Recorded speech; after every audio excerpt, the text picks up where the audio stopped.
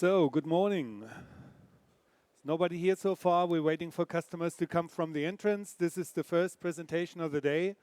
My name is Roland Reyer. I'm an application engineer, product specialist, however you call it, for the entertainment creation suite and the Maya side of things. And in this presentation today, I would like to show you some of the new features in the 2014 products and a lot of interaction between the different parts of the entertainment creation suite. We'll start with Maya, and among other new things in 2014, in the 2014 release, I would like to show two new features or two new big things in the 2014 release. And the first one is going to be modeling. We talk about polygon modeling and the new polygon modeling toolkit in Maya. And the second one will be the new scene assembly workflow.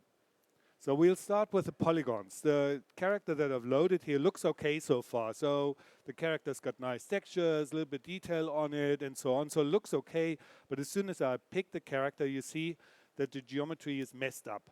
Actually, I messed it up. I made a high-resolution model and then reduced it so that we get all these bad triangles here. You know, these long, skinny triangles are very bad for deforming the character. So what we want to do here is to remodel that character, retopologize the character. So build new topology on top of the existing character so that we get a nice topology for a game, for example, or for rendering and deforming the character. So I will use the new modeling toolkit that you see in the panel here on the right side. And before I start, I would like to set this existing geometry as a transform constraint. That means that anything that I create will happen on top of this surface or on this surface directly. This is much better than our snap to surface workflow that we had in Maya before. This will actually snap all the components, all the vertices, whatever I do with them will snap them to the surface. And then in order to clean up my scene a little bit, I will switch that character here to be a reference so that I can't accidentally select him anymore. And then I'll switch my camera to something closer to the face. So it's centered around the face, and we start with remodeling, retopologizing the character in the Quad Draw tool from the modeling toolkit. Quad Draw means what the name says. I'm going to draw quads here. And before I start with that, I'm going to lay out vertices. So by simply clicking with the left mouse button, I'm going to drop a vertex onto that character's face, which is kind of cool because it doesn't restrict me in the order in which I lay down these vertices. But on the other hand, to create quads out of that, I would have to repick these vertices and to, grab them again. The modeling toolkit allows me now to hold the shift key, and when I hover between four of these points, it shows me a polygon that would be possible, when I just click on it. I'm going to create this polygon. And I can actually even hold the left mouse button and just draw these polygons. So I will continue, just lay down some vertices, like so and so and so. Maybe it's a good workflow to use a Wacom tablet and a pen for that. So hold the left mouse button and just draw these polygons.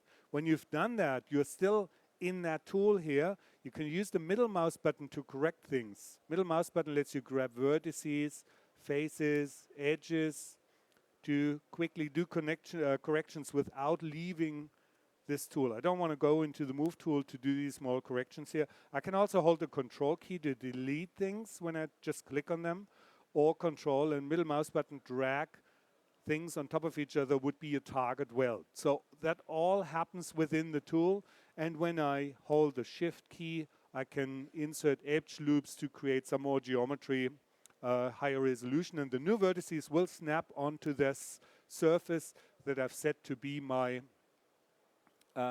reference surface, or my surface, my transform constraint. So far for the face. Let's have a look at another part of the character here, the arm, for example. When I hold, I'm still in the Quad Draw tool. When I hold Shift and Control together, I get this little polygon following my mouse cursor. With the middle mouse button, I can scale it. So when I hold my left mouse button, I would draw a polygon strip on the surface. Okay, like so. And then I just do that again. Left mouse button, draw. And then I can use my middle mouse button to correct things a little bit when the polygons are not lined up properly, and then hold the shift key and just draw the polygons in between. Very nice and fast workflow, very convenient for the artist. So we correct a few things over here, and then I just insert new edge loops for the elbow, the region that I want to bend a little bit later. So when I leave that tool, you see that the geometry sinks in a little bit. This no longer this highlighting, polygon highlighting that we had in the quad draw tool. And because of that, I'm going to go to that layer with the monster on it and switch it to be a template, which is still makes it still visible, but it's great, and just wireframe so that I can see my geometry now. And I pick a few edges here, double click the second one, which selects the whole edge loop. And from the polygon toolkit, I'm going to select the extrude tool, and with left mouse button pull, I just create a new row of polygons. And shift right left mouse button will again make a new polygon row. I could then go back into the quad draw tool, drop some vertices, maybe so. Here I have more control over the size of the polygons, and then shift left mouse button, draw the new polygons. This one is wrong, so I hit Z for undo, and then click on this one here and on this one. See, it's a very easy and fast workflow to create your geometry. So let's go back into object mode and add this piece to the layer, to the template layer, and actually hide the complete layer. I'll reveal another version of that model, which is this one here. And you see it's already in quads all over. And I've removed one part of the arm just to show the new show the bridge tool here in the modeling toolkit. It's grayed out at the moment because I need to select some edges. And I'll double click on this one here and shift double click on this one here. And you see it's still grayed out because it's not the same number of polygons. I missed this one here. So this single edge was not yet picked. Now it's available. Click on bridge. And you see that also the mouse cursor changes. It's telling me that I have an additional value to control with my left mouse button. So just hold the left mouse button and adjust the number of subdivisions. And then another trick is in every tool in Maya, so be it the move, select, rotate, scale tool, you can hold shift control and do a right mouse button to access a marking menu, which offers you a few options for that particular tool that you're in. And in this case, I can choose between divisions, a twist and a taper, and also different curve types. So when I switch to blend here, you see that it tries to blend the tangency of the neighboring polygons into this bridge polygon set. So I'm done with that so far. I'm fine with it. And I would like to correct these flat regions under the arm of the character. You see that it's also on the other side of the character. I have the same flat region. And what I want to do now is to switch on the symmetry. You see that symmetry is grayed out. It asks me to select an edge. And what you do is to select an edge on the mirroring plane, like this one here on the chin of the character. And then I click on symmetry. And from now on, everything I do is going to be symmetrical. Not only move, rotate, scale, as we had it before. This will also mirror all the modeling operations, like extrude, all the cut operations, and so on. So you see when I pick one of these faces here and move it, this is going to be symmetrical. So let's focus on the arm here again. I want to remove that flat region. First, I want to make a cut along these flat polygons. So I'm going to use the connect tool to simply pick one here, pick a vertex here, then shift pick an edge here, double click on this one to select the whole edge row, then this edge, and then another vertex. So it's this connect tool connects all the selected components together. And you see I get a green highlight, dotted highlight here that tells me what it would cut if I confirm that now. With the enter key, I'll confirm it, and it cuts it on both sides of the character. And still it is a flat region because I didn't do anything with these polygons. So let me pick an edge loop. Double click on this one here, we'll select the edge loop. Now, of course, I could use the move tool to move them around, which is not very nice. And also, I still have these transform constraints switched on, so this would be the move if I would do it manually. But there is a tool for that to round off these flattened regions, and you can access all these polygon tools. Whenever you have polygon components selected with Shift right mouse button. And that has nothing to do with the new polygon toolset. It has been there for quite a while now. Shift right mouse button with polygons shows you the available commands. In this case, I've selected edges, so extrude edge is available, delete edge, split, etc., etc.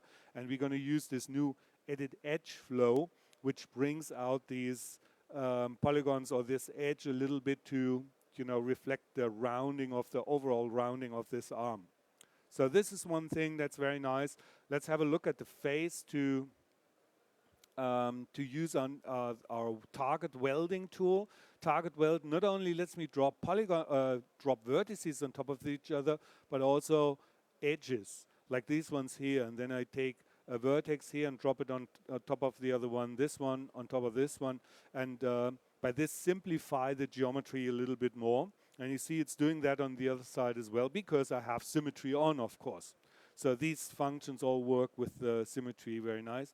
And one last thing I want to show, if you use the connect tool and just click on one edge, and this edge is a part of an edge ring around the whole character, it's going to select the whole ring and offers you to subdivide that ring, and then you can hit confirm and we'll do the subdivision. So you see these tools are very fast. Maybe not the usage is not consistent with the rest of Maya, but if you do a lot of polygon modeling, you will be happy about these tools because they make a lot of things very fast and very convenient. So that was a modeling part in the new Polygon toolkit. Let's step over to the other thing, the big thing. You see there are some other things in 2014, but I will only highlight these two here. The next thing is scene assembly. And scene assembly does what the name says. It helps you to assemble your scene. So imagine you would have a huge scene, like a game developer usually have when they assemble their levels. They have huge scenes with tons and tons of material that you would never see in the game at once. You only see, you know, the closer surrounding of the player. But you need to assemble this whole game level, and you need to load it in somehow, which is impossible because it's so big. So in the past, we were using references, like reference outside files to be in a certain region of your scene, which has some restrictions. And there's a better way to do that now with these scene assemblies. And here you see a scene where we use already scene assembly nodes. All these nodes are scene assembly nodes. And the nice thing about these nodes is that when you pick one object here, you see the scene assembly node is a hierarchical thing. There's a hierarchy underneath, and you can grab that scene assembly, right mouse button on it, and switch between various representations. So for example, I have a GPU representation, just gray geometry with dotted lines. I can't edit that anymore, can't assign materials, but it's really, really fast to display. Or I can switch to a bounding box representation. I called it cube. And that's the point here. To have these representations, you need to create them. So for example, for a character here, we have a cube representation, a bounding box representation, which consists of animated bounding boxes. It's kind of nice, but you have to build it somehow. You have to make these representations. The advantage of this method is that you can have so hook up these representations to the scene assembly definition node, and you can have like one render representation, another render version, maybe a GPU caching version, bounding box version, and something else. You are completely flexible with these representations. So let's switch them all back, whatever they are set to. Let's switch them all back to be render versions. And you see also I can use the complete set of these assembly nodes to switch their representation. So here we are back to the render version. So how do you build such a thing? Let me show an example. So for example, behind the character, there should be another pile of junk cars, and we want to build that and prepare that for scene assembly. So I'm going to load this pile of cars. It's this one here. Here are my cars, and they are fully textured. That's actually the render version of it already. So the first thing that we can do to simplify, to make a simpler scene representation would be to cache them or to write them out as a GPU cache. GPU cache is a special version of Alembic files that strip the geometry down to just one bunch of geometry that gets loaded from the hard disk and thrown onto the GPU so that we can see it, but we can't edit it anymore, which is nice because we want to see some of the geometry, but we don't necessarily want to mess around with it. So I'm going to save it as this Alembic file cars1. Actually, I didn't want to save it, so it's already there. So the next thing that we can do is to convert everything into bounding boxes, for example. Under Modify in the Convert menu, you will find Convert to Bounding Box and the option to create one bounding box for everything or one bounding box per shape, which is the option that we want here. And the correct way would now be to take these bounding boxes and write them out as a GPU cache because they are gray anyway. We don't want to edit them anyway. So export all as GPU cache would be nice. In this case, I'm going to export them as a Maya file, as an MB file, just for the sake of the demo here, because MB files will be able to cast shadows in my scene, so it looks a little bit nicer. The demo material would be a little bit nicer. As I said, the correct way would be the caching, the cache file. Once we're done with that, we will create an assembly, a scene assembly definition node. And it warns me about edits made to the assembly definitions will not be saved. Remember that sentence about the edits, because we will come back to the edits a little bit later. It's important to notice that in this case, here when I start the assembly definition, edits will not be saved. So, and here is my first representation. So this is my assembly definition node, and there's already one representation in the list, which is this locator. Very nice, easy to handle objects, just a point in my scene. It doesn't require much drawing from the GPU, so that's an easy thing, and we can even put a label on it. Let's call it cars1 as a label, and then when the locator is loaded, you see which locator belongs to. Okay, the next representation will be a scene representation, my fully textured cars. Let's load them in. They are here. The next representation is a cache representation. That's the Alembic file that I wrote out before. Gray geometry. And the last one is the bounding boxes. That's this one here. Now I can switch between these representations in the assembly definition node. And look at the list, what's in the top of the list, that's the default representation. When I load that into my scene, this representation definition, then the locator will be displayed by default. And for the others, I'm going to label them properly so that in my list with the right mouse button, there's a list of options for the display of the representations. That's what you're going to see there. And if you have the same labels for all the objects, then you can switch them all together, of course. So the first one will be called render, and you can later, when you're rendering, for example, you can filter for these labels and tell it to just render those with a specific label. Then we have an Alembic file, we call that GPU, and the last one I call cube for the bounding boxes. Just make up your mind with the labels. You can call them whatever you like, but it should be something that makes sense together with the other files. And then I will save this file as a, we call it cars1 assembly.mb, so it's a regular Maya file, but it contains no geometry, nothing, no data at all, only this one node here with the definitions of the files. So all the files have their path in there and the labels, of course. Only this one node will be stored in this scene assembly file.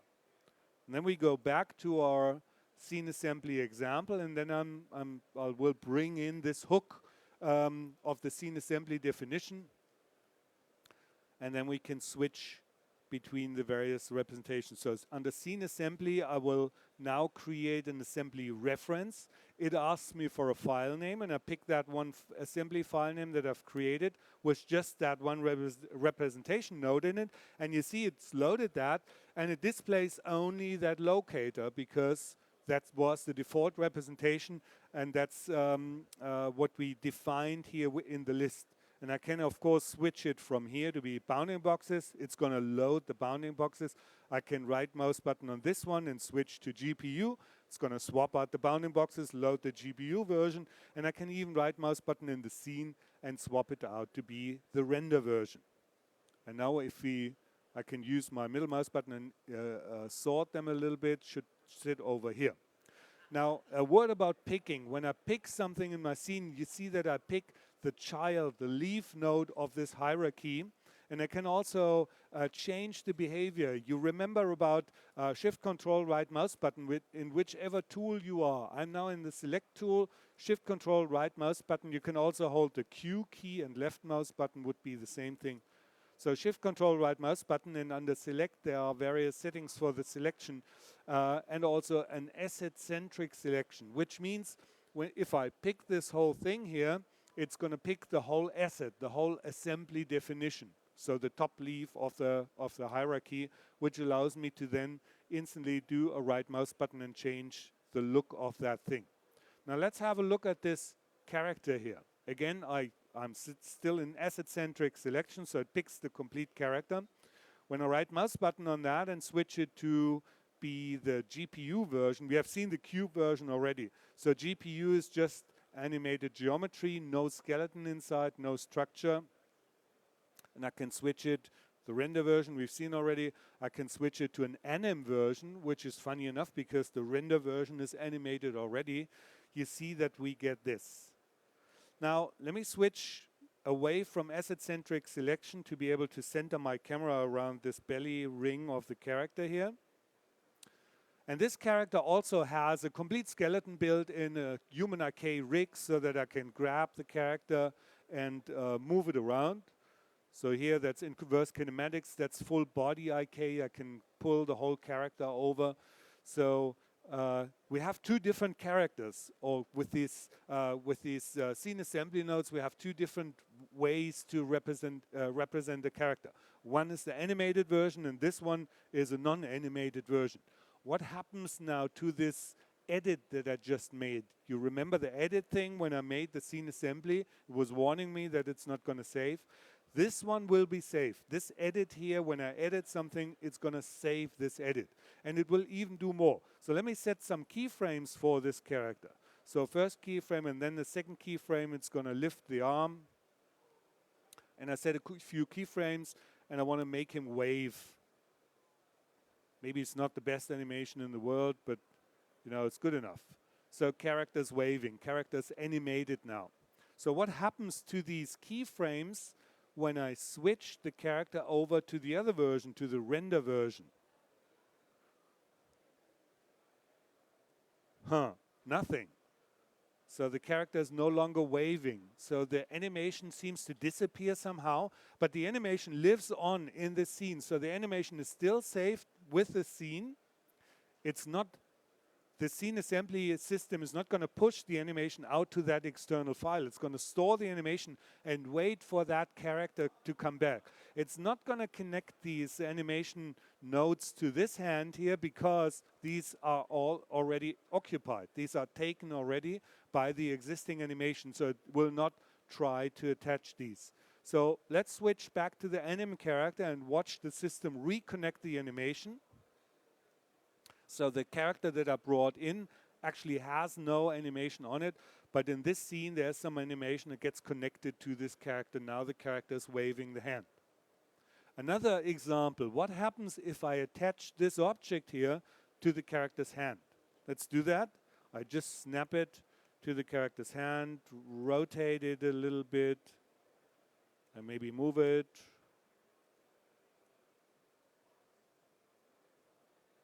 Like so. Yeah, that's good enough. Let's pretend the character has this thing in the hand, and I will pick the character's hand and this muffler or exhaust, and I will do a constraint. In this example here, I will do a parent constraint, which simply attaches that object to the character's hand as if I had done parenting. But it's not the same thing. It's a constraint. So character is waving with the hand.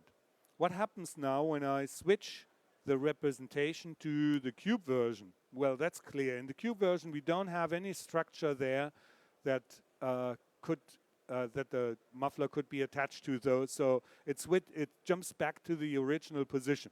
So that's the cubic version. What happens if I switch that representation to the render version that we've seen before, you know, the animated version? In this case, that muffler snaps to the character's hand because that hand is there, it is available, and we can do that. We can, you know, reattach this parent constraint to that character's hand, which allows you to build a scene assembly with simplified characters for animation, and then the final render version, or even various render versions if you like, and also simplified versions for faster playback. So it's very flexible. All these nodes here are hierarchies, and in these hierarchies, of course, you can also have scene assembly nodes, sometimes scene assembly nodes appearing or not appearing. So it's an extremely flexible system to build your scenes. Good. With that, we leave it with the new features of Maya 2014. We have seen the polygon modeling toolkit so far, and now the scene assembly nodes, scene assembly workflow. And my next example is actually something that we've shown before. So I'm going to load a scene with a character in it, and I want to prepare that character for animation, and I will animate that character using MotionBuilder. So this new scene that I load is actually a games level with a lot of textures in there, and of course you see the character over here. So it's a whole city that we use, and I want to now set up this character for the animation. Let's right mouse button and use a bookmark to get closer to the character. You see there's a lot of detail on the character's body, so there are these you know, creases on the bodysuit and all these details. But in the geometry, there's not much there. So the geometry is very simple. The creases are only made using normal maps from Mudbox. So somebody has drawn that stuff in Mudbox. The character also has a skeleton there, which is not shown at the moment. Here's my skeleton. And the skeleton is also already skinned. So the arm is attached to that skeleton, and I can deform the character with that. But of course, I don't want to pose and animate the character using forward kinematics. I want to use inverse kinematics, and that's where we are going now. I will use the human IK system in Maya. And human IK means not only a way to play or to handle that whole human body, it's also a way to make a character compatible to other characters. So when we turn this skeleton into a human IK skeleton, we will build kind of an interface to that skeleton to feed in animation from other characters that are similar. And these characters don't have to have the same number of bones. They don't even need to have the same size. They just need some basic things like the arms, the head, the hip, the legs, and what else? Some spine joints. That's all. If you have defined those, then it'll be a compatible character. So let's go into the definition of the skeleton. And the way this works is that you identify the bones in this schematic here with bones in your real character. So I double click on one of these bones here and swipe the bone in the 3D view. And you see it's done both sides already because I have mirror magic turned on. Double click on a bone and swipe it. And again, double click, swipe it, double click, swipe it. You see it's pretty easy, and in under 2 minutes you will have done the whole character, even if you go and define all the bones of the hands, for example, or all the bones in the spine. Even then it would be a very fast workflow. But if you use a certain naming convention, like in this skeleton here, if you use the same names over and over, you can save a template to assign all these bones to the schematic. And I will load a template now. I saved it under the name Sven. And when I do that and hit OK, you see that all the bones go green, and also this sign here goes green, which means that's enough. We have enough bones to define that character and make it compatible with all other human IK characters. And when I lock this off, then the system analyzes the rotation of the joints, for example, or the orientation of the joints, the length of the bones, the overall size of the character, and all that kind of stuff to make this compatible. And once I've done that, I can retarget animation into this character, or I could even create a control rig for the whole character. or even use my own. You know, you can define your own custom control rig for that. And this means for me that I can pick the character's hand, for example, move it around, do inverse kinematics, or even use full body IK to bend the whole character over. I can pin these handles in 3D space, for example. I pin the translation on this character here, and when I pull the other one, you see it tries to maintain that position so that you can, you know, go step by step and pin the ones that are already in the correct place and then position the other ones. Let's go back to the stance pose. I don't want to animate the character by hand and not in Maya. I will now use one-click interoperability between our products to send this character over to Mudbox. So I simply go into the file menu. I have something selected on the character, and I'm going to send it over to MotionBuilder and add it to the current scene in MotionBuilder. Because in MotionBuilder I've loaded the city already, I don't need to save all that. And what it will do, it will save the file somewhere. I don't care where, I don't care about the file name. The system does it completely. It's a one-click interop, and will save the file and then open MotionBuilder to load the file in there. So here's MotionBuilder, it's loading already. Here's my character. Okay, it's the same character. I can grab his hand, move it around, inverse kinematics. I can go full body dynamics, yada, yada, yada. I can go back to the stance pose. All the things are there. It's the same thing. And also in MotionBuilder, I don't want to go animate him by hand. I just want to throw some, and literally throw some animation at him. So let's go and make him run. I'm going to go into the story tool, and in the story tool I can create a character animation track for this particular character. And then I just grab some animation from my assets here. For example, a jogging animation. He's going to jog a few steps, maybe shift it to frame number 1. And here you see the character's running. Hey, very cool. That was easy. So you see, this thing is the human IK interface thing. I made the character compatible, and now I can just take animation and stuck it into that interface, and it all works. Even if the source of this was a different character, maybe with longer legs or shorter legs, longer or shorter arms, the system makes it compatible. It makes it so that the character's feet stay on the ground and all that stuff. Okay, let's do some more.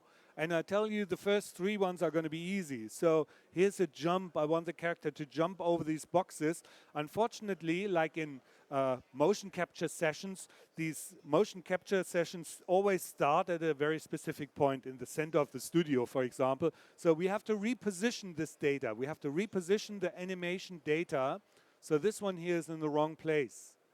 I can do that by using a reference, like his left foot is in the front over here, and it's also in the front over here. So we can use his left foot to reposition that second clip. Just use the match dialog, match to the previous clip at the start of the selected clip, and do translation and rotation at the same time. Boom. So now they are at the same position and the character's jumping. And of course this works nice because for the sake of the demo we just took one long animation and cut it into pieces that fit together perfectly. And the next one will be the same. So after the jump, I want him to stop at the edge of this platform here. So there's a edge stop animation. It's in the wrong place. It's over here, so it's in the wrong place. So let's use our match dialog again and match it. And here you see they fit perfectly together. That's a typical demo material, you know. But in the real world, it never works like that. In the real world, you have to have different pieces and you have to make them fit somehow and blend them and resize them and stuff like that. So the next step after this one here, when he waits at the edge of the platform, I want him to jump up in the air and hover in the air with his jetpack. And we have that animation here, the jetpack animation. And he's doing some, and he jumps over to the origin again. He's doing some idle animation in the air, okay? What's missing here is now, how do we get him up in the air? We don't have that animation. So what should he do? Maybe like so, jump up and somehow fly? Yeah, maybe, why not? We don't have that. So what do? We could do keyframe animation, of course. But I can also repurpose one animation. I have a jump here. Here's a jump already. So let's use that one. So I copy it, Control C, and then paste it, Control V.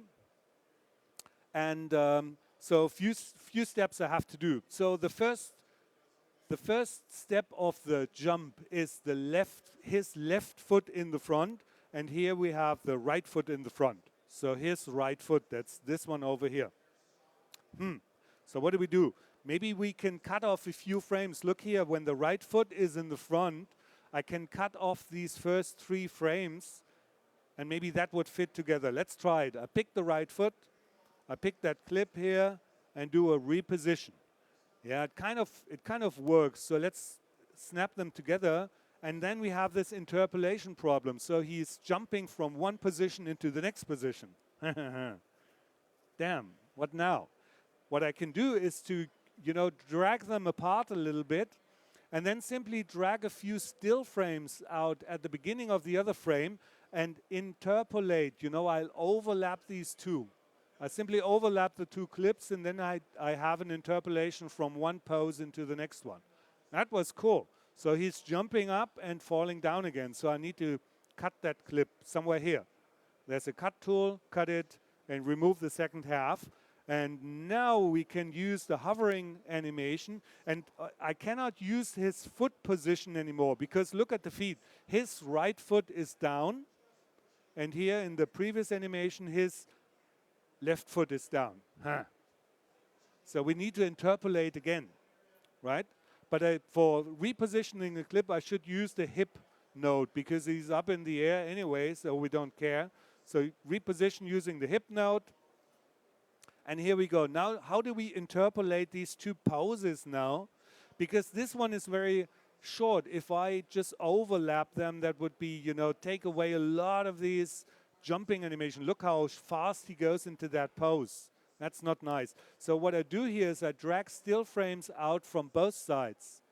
3 at least. 1, 2, 3. And then overlap just the still frames between the 2 so that I have an interpolation. And I tell you, when I play the whole thing here, it will still be too fast. So let's have a look at the whole thing, and specifically look at the end of the animation here when he is jumping up. Play again. So here we go. And now look at the timing. Boom. That's not nice. Like, so we have to retime it again.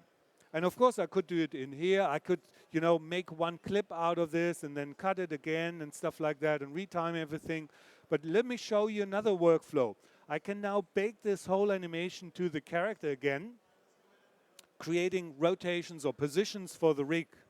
And then when I pick all the rig nodes and go into the F curves, you see this is my animation. It's almost like motion capture, but it's hand animated in this example here. But I don't want to mess with all these keyframes. We have to mess around with it a little bit, but it's not going to be bad. And I'm not going to do it here. I could do it here. What we want to do for the retiming of this bad section there, I want to use this tool. Remember this icon here. You will see it in a second. Because I'm going to send this character now back to Maya. Look at what I'm doing here. Just click the update button, because MotionBuilder is still connected with Maya. It's waiting for the character to come back. Actually, not the complete character. It's going to strip the animation from the character and reattach it to the character in Maya. So here we go. Let me hide these joints so we have a little bit more clearer screen. So here we go, and look at the timing at the very end of the animation. So it's jumping over the boxes, edge stop. It's a little bit slower, the playback, and you see the timing here is really bad. So between, this one, between maybe this frame here and this frame, I want to make a lot more frames, like so. So click all the nodes of the character and then go into the curve editor. Here are all my keyframes. Maybe I zoom in a little bit, like so. And then I'm going to use, you remember that icon that you've seen in MotionBuilder? It's the same icon, it's the exact same tool, the retime tool for the timeline, for the curves here. Double click on it. Oh no, not double click on it. Click on it and double click in my curves. And then just drag and see where's the end of my retiming. When the character has done its interpolation into the new pose. So I'm going to go until here. Okay? Double click again. I get a second handle, and I can add more of these handles, like 3, 4, 5, no problem. And I just grab the handle and do my retiming. I want it that slow. Okay? So here's my retimed animation. Yeah, much better. So when he does this hand thing, you know, going forward with the one hand, then the thrust of the jetpack is going to push him forward. And that's our next action. I want to move him forward to go over this gap in the ground here. Okay? So from here, and now I would have to mess around with all these keyframes, and I don't want to do that. I don't want to touch these keyframes because it could be motion capture, very sensitive data, but it's okay already, so I don't want to touch it. What I'm going to do is to pick only the hip and the feet and create a new animation layer here under Anim, create a new animation layer with the selected objects, and now you see the timeline is cleared now. Now I'm only animate these 3 objects in a clear timeline. So let's set a keyframe here for the beginning, and for the end I will simply move the character over like so and set a keyframe again. And that was it already. So together with a hovering motion, he's still doing this hovering motion, this idle animation, while he's traveling across the gap. Okay, you see, in both packages, we can handle the character as a one complete thing and do retiming, reanimate, and animate on top of that. Reanimate is not the not the correct term for that, and edit things. And I'm still connected with MotionBuilder. I could even, you know, take that animation and send it back over to MotionBuilder and do some more animation over there. Okay, good so far. Let's clear that scene. And let's go back to MotionBuilder. I have another thing that I would like to show you there. And this other thing is also related to character animation and to handling the complete character. Let's load this scene here. And it addresses a special problem. It was built for specifically for a customer. Customer requested us to build that functionality. The problem is this. If you are in a mocap studio, and this is data from a mocap studio, let me show you the actual scene here. So the setup was this. We had a character in a mocap studio with a mocap suit and all these markers on, and the character is doing some motion. Oh, maybe, wait a second. Maybe I need to frame the take. Okay. So the character is doing some things, and at the same time you see these blue markers, these blue cubes do the motion in 3D space. Unfortunately, these markers are only a position in space. We need to recalculate these positions into rotations for the bones. So outside points into inside joints. Okay, that's technically not a big deal. The trouble was in the past, the way from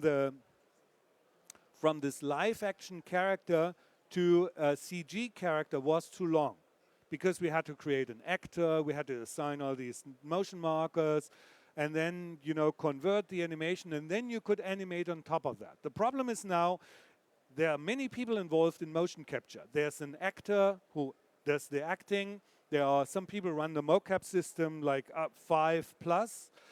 There is yourself as a MotionBuilder and, operator, and there's the director. Imagine you are in that studio and Mr. James Cameron sits there. And after the take, he says, "Looked okay to me. What is it for you, technically? Can we use that?" You're like, "I don't know.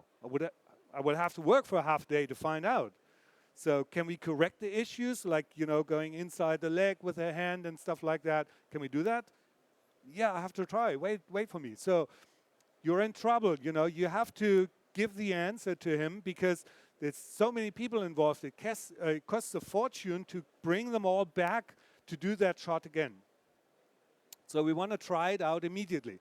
And the way to do it now is so that you take these motion markers, like these ones here. So click 1, 2, 3, 4, and drag and drop them onto the bone that you want connected to. So in this case, it even recommends position and rotation for the hip. Now the hip is already animated because it's a rigid, this is one rigid body, okay? And then we take the next 3, 1, 2, 3, and drag and drop them on top of the spine. And it recommends the rotation for me, etc., etc. So you would have to assign all these joints. We can use a script to assign them all. So once you know all the names, you can save a script to load all these markers and connect them to the skeleton. So that's the first step. Now I can at least say, hey, yeah, we got all the motion markers, looks nice, the characters, you know, the stance pose was working correctly. But when you look at it, you will notice there might be some problems, and I mean this one here. Where's the problem? Look at the neck. This is completely unnatural to bend your neck in a 90-degree angle. Okay, that's a problem. Can we correct that? Absolutely, totally. It's very easy. You just pick that head control here and use that slider to translate a little bit of that rotation down the neck, which solves the problem. Fantastic, we've done that.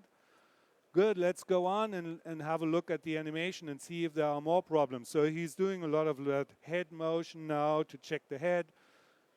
That was okay already, and the next problem comes somewhere here. Whoop. Look at this, ouch. Yeah, that was exactly what I said before, you know, intersection of the body parts.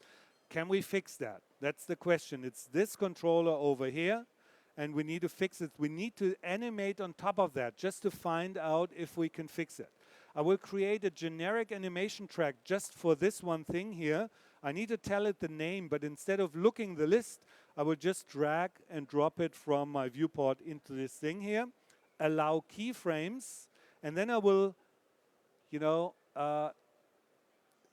go to the beginning of the problem somewhere here. Maybe it will look like this. So somewhere here, and set a keyframe, and then go to the end of the problem and set a keyframe again. So I've isolated this thing here. Now this is the region of the problem. So somewhere here we need to set maybe 1 keyframe, maybe 2. So I simply grab this hand and animate on top of that. So like so, maybe. Yeah, let's make it simple.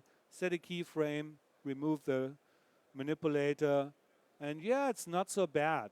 At least for this problem, I can give my director, okay, Mr. Cameron, we can use it. You can go on with the other scenes. That's the idea behind it. Be fast, you know, check it out immediately. And in this example, it's even simple because this is a human figure. If we would feed this animation, you know, the live thing, live from the motion markers onto the skeleton and then into the other character, we'll have much more problems. Look at this, you know, the hands going into the ground and all the stuff. There will be more problems with the knees and all the setup. So there's a lot of stuff to correct here, but you get the overall idea. That's why we built this feature into MotionBuilder 2014. Okay, good. There's more in MotionBuilder 2014, but we'll leave it here because we only have 10 minutes left. So let's leave MotionBuilder and go into Mudbox. And I've already loaded something in Mudbox. Mudbox, maybe you know that already. Mudbox is a sculpting tool, a pen-based sculpting tool. You would use a Wacom tablet and a pen to create things like this one here. And you go very high polygon. This could have like 4 million polygons, and Mudbox can easily handle that. And you can go so fine in the polygons that you can even paint a skin structure onto that surface, which would then be translated into normal maps and go on a lower resolution polygon model. Because when we look at this one here, and this one is not handmade, this one is a scan. Unfortunately, this figure is about 2.5 meters high, or maybe even higher, 3 meters or something like that. And it's made of solid stone, and it stands somewhere in a park in Asia. And it was made so that somebody took pictures around that figure and sent it to a special service by Autodesk, which is called reality capture. If you have a subscription contract with Autodesk, you can use reality capture. Just take pictures of the model, send them over, and we make a 3D model out of that. And you can choose which resolution you want to have. So this one here, you see the response in Mudbox is really fast because it only has 750,000 polygons, only. So it's very relatively low res in terms of Mudbox resolutions. When I go closer and switch on the wireframe, you see, okay, that's where the resolution is. You know, we have these tiny little triangles in order to capture all this detail on that figure. There are also some problems here. Look at the thumb, for example. It's grown together with the rest of the body just because the software couldn't see properly what's going on here. So let's concentrate on this region here to see how we can fix that. So I'll hit F to center my camera around that region, and then I'm going to use a facet selection tool with a lasso and just pick a bunch of polygons here. I don't know, that's right. That's okay. So let's delete these polygons here. And of course, this is going to make a hole in my surface with ugly edges. And I can now fix this hole here by picking the borders. There's a border picking tool that lets me pick the borders. And then under the mesh, you see these green entries here. Those are the new features in the current version. You can switch it on and off, the green. But it shows you when you install the new version, it shows you, hey, here's something new. Why don't you try it out and get an idea what it is. So there's a patch function, which creates some geometry on this hole here. And then while I have it selected, I simply grow the selection a bit and use fair selection to smooth that. I could also use a brush, you know, just brush over it. And I do the same thing over here. Select the edge, create a patch, and then fair the selection, and we are done. Oh yeah, one more thing I need to do is to create UVs for these new polygons, so that I can paint, you know, transfer paint some of the material from other parts of the character. That would be fine.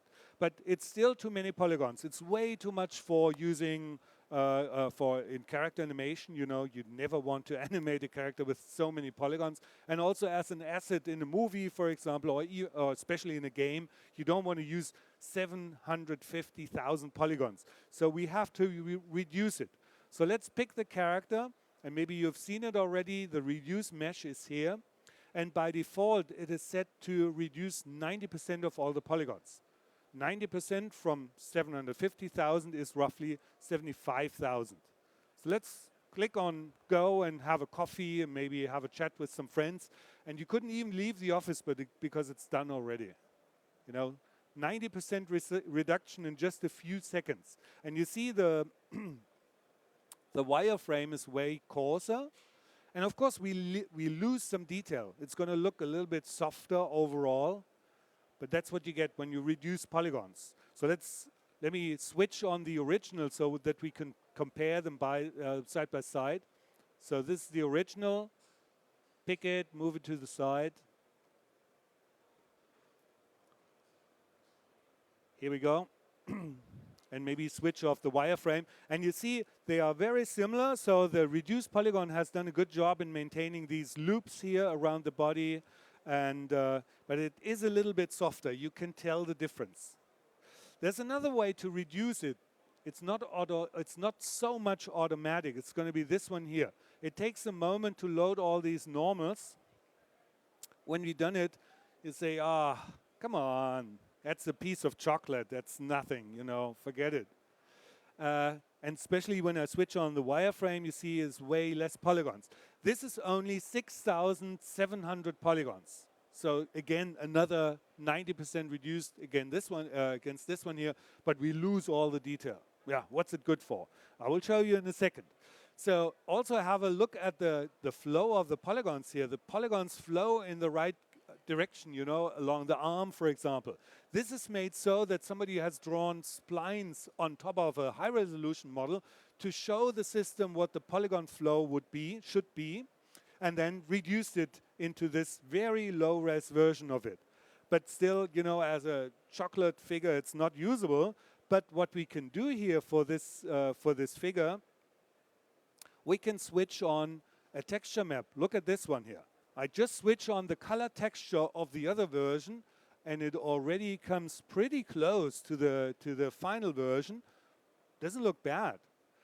And I can even do more. I've extracted the normal map of this one here. That's what I was talking about at the beginning. Extract normal maps, you know, the orientation of the surface, and apply it to this figure. And now look what this would look like.